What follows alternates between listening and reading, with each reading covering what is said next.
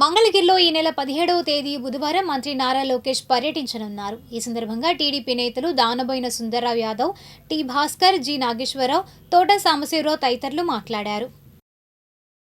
మన నియోజకవర్గానికి బంగారు బాట వేసినటువంటి గౌరవ మంత్రివర్యులు, ఐటీ విద్యాశాఖ మంత్రివర్యులు నారా లోకేష్ గారు రేపు ప్రాతూరుకి వస్తున్నారు. కారణం ఏంటంటే విషయం అందరికీ తెలుసు. అండర్ డ్రైనేజీకి ఆయన రావటం వస్తున్నారు. అందరం కూడా ఆ కార్యక్రమాన్ని, లోకేష్ బాబు గారి కార్యక్రమాన్ని జయప్రదం చేయాలని మనస్ఫూర్తి కోరుకుంటా ఉన్నాం అందరం కూడా. అదే కాకుండా చాలామంది కాన్సెన్సీలో చాలామంది కూడా ఇక్కడ రావాలని తనంతరం కూడా దాదాపుగా నిడమరు కార్యక్రమం అయితేమి, బ్రిడ్జి, అదేవిధంగా మంగళగిరి, ఖాజా కార్యక్రమాలు, ఇలాంటి కార్యక్రమాలు చాలా కూడా ఉన్నాయని ఉదయం నుంచి బిజీ షెడ్యూల్. ఆయన లాస్ట్లో 10:30, 11, 10:30 ఆ ప్రాంతం మనకి ఇక్కడికి వస్తారు. కాబట్టి అందరం కూడా ఆయన రాకపోతే ఎదురు చూడాల్సిన అవసరం ఉందని మనం చేస్తూ ఉన్నాం. మొత్తం 17.63 కోట్లు ఈ కాన్సెన్సీలో శంకుస్థాపన చేయబోతున్నారు రేపు పొద్దున. ఎంత వరం అంటే అందరూ కూడా అంత వరం. అంటే చాలామంది కూడా చూసాం గతంలో ఈ విధంగా అభివృద్ధి చేసిన వాళ్ళు ఎవరూ లేరు.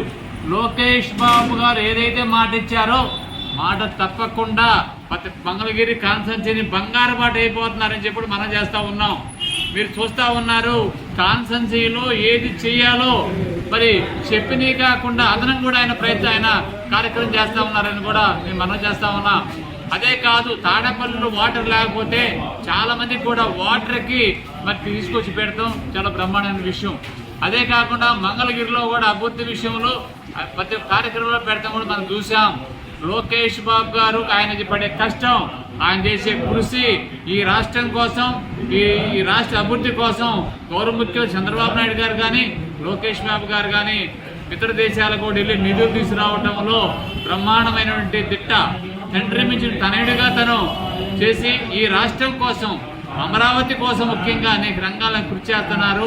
దాని భాగంగానే మంగళగిరి కూడా ఒక ఏవ పెట్టుకొని 175 నియోజకవర్గాల్లో మంగళగిరిని బంగారు బాట అయిపోతున్నారని మనం చేస్తూ ఉన్నాం. ఈ యొక్క మంగళగిరి నియోజకవర్గం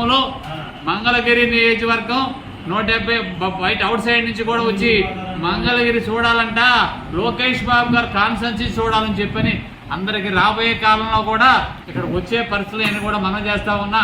అలాంటి నాయకుడు మనకు ఉంటే అదృష్టంగా భావించాల్సిన అవసరం ఉంది.